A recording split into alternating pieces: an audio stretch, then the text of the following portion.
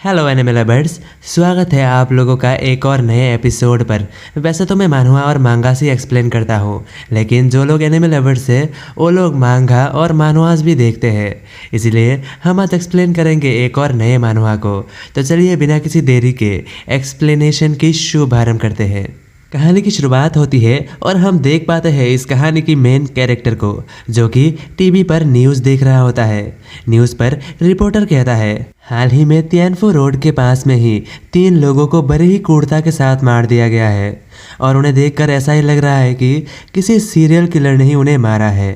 इसके साथ ही एक और दूसरा न्यूज़ रिपोर्टर कहता है, आप लोग मेरे पीछे जो ये बिल्डिंग देख पा रहे हैं, इसी के अपार्टमेंट में रहने वाली एक पूरी परिवार को मार दिया गया है और उन्हें देखकर ऐसा ही लगता है किसी सीरियल किलर ने ही उन्हें मारा होगा। और जाते जाते आप लोगों के भलाई के लिए एक संदेश, अगर आप ऐसे ही अपनी बॉडी लेकर बाहर घूमेंगे तो सीरियल किलर आपको मार ही देंगे ना, क्योंकि किलर्स का काम ही होता है लोगों को मारना, और आप गर्दन लेके बाहर घूमेंगे तो वो लोग काट ही देंगे ना।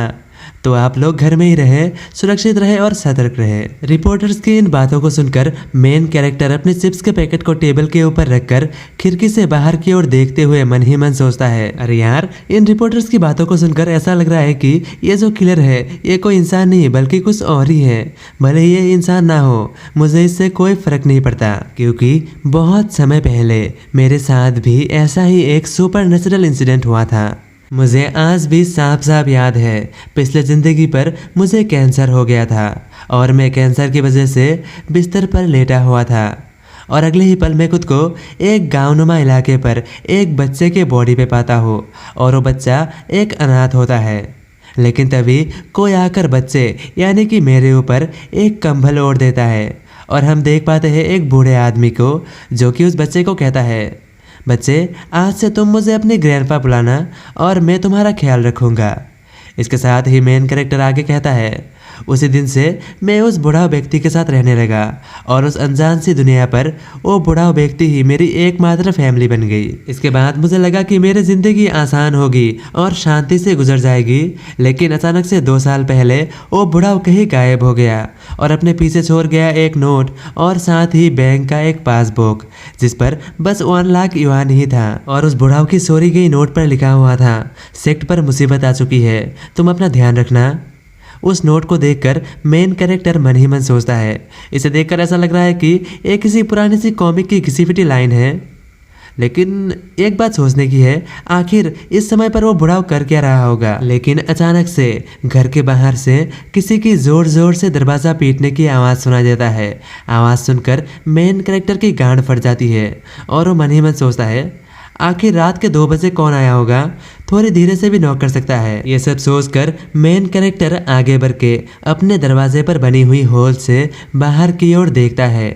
और बाहर देखते ही वो पाता है कि उसके सामने एक लड़की है, जो कि उसके दरवाजे पर नहीं बल्कि सामने वाले घर के दरवाजे पर नॉक कर रहा होता है और वह लड़की कुछ ज़्यादा ही ज़ोर ज़ोर से दरवाजे पर नॉक कर रहा होता है। लेकिन तभी मेन कैरेक्टर अचानक से देखता है कि वो लड़की दरवाजे के ऊपर अजीब तरह से चढ़ने की कोशिश कर रही होती है, जिसे देखते ही मेन कैरेक्टर की फट जाती है और वहीं पर हम देख पाते हैं उस लड़की को, जो कि कोई लड़की नहीं देखकर कोई घोस्ट लग रहा होता है और वो दरवाजे पर बनी हुई उस होल से देखते हुए कहती है,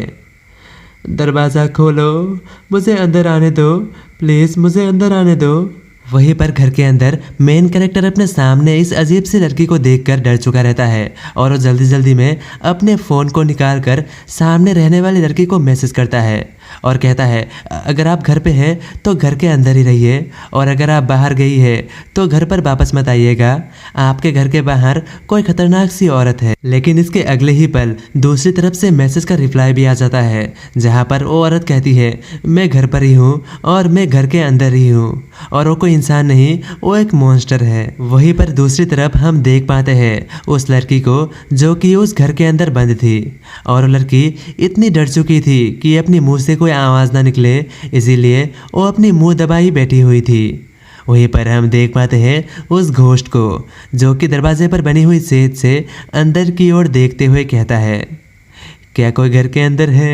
प्लीज़ दरवाज़ा खोलो, मुझे बहुत डर लग रहा है, मुझे बहुत दर्द हो रहा है, क्या कोई है? और ये कहकर वो घोस्ट दरवाजे को तोड़ने के इरादे से उस दरवाजे के ऊपर अपनी सर को ज़ोर ज़ोर से मारने लग जाती है। वहीं पर घर के अंदर वो औरत डर के मारे दुबक कर बैठी हुई थी और साथ ही मन सोचती है, मैंने उसके चेहरे को देखा है, वो और कोई नहीं, वो ली यू है। और साथ ही हमारे मेन कैरेक्टर को भी मैसेज कर देता है। मेन कैरेक्टर जब उस मैसेज को देखता है और उस नाम को पढ़ता है, वो मन ही मन सोचता है ये नाम तो कुछ जाना पहचाना लग रहा है। और इसी के साथ हम देख पाते हैं 1 साल पहले की एक फ्लैशबैक को, जहाँ पर एक औरत कॉरिडोर के बीच में से तेजी से भाग रही होती है और उसके पीछे कोई एक आदमी खंजर के साथ उसका पीछा कर रहा होता है। औरत डर के मारे सभी दरवाजे को खटखटाता है, लेकिन कोई भी दरवाज़ा नहीं खोलता। और इसी के साथ हम देख पाते हैं वो आदमी उस औरत के पास आता है और कहता है, कमीनी, मैंने बस तेरे शरीर को 2 बार ही छुआ था, इसके बदले में तूने मेरा चेहरा खराब कर दिया। अब तो तू मरेगी, तुझे कोई ना कोई सबक सिखाना ही होगा, नहीं तो मैं इस दुनिया में किसी को कैसे मुंह दिखाऊंगा। और ये कहते साथ ही वो बंदा अपने पास से एक चाकू को निकाल लेता है और लड़की को बालों से खींचते हुए पीछे गिरा देता है और उसके ऊपर चाकू से बहुत सारा हमला करता है, जिस वजह से उसके पूरे बॉडी पर कट लग जाता है और साथ ही उसका चेहरा भी बिगाड़ जाता है। और वहीं पर वो औरत अभी भी रोते रोते कहता है, प्लीज़ कोई दरवाज़ा खोलो, मुझे बचाओ। लेकिन वहीं पर वो आदमी अभी भी नहीं रुकता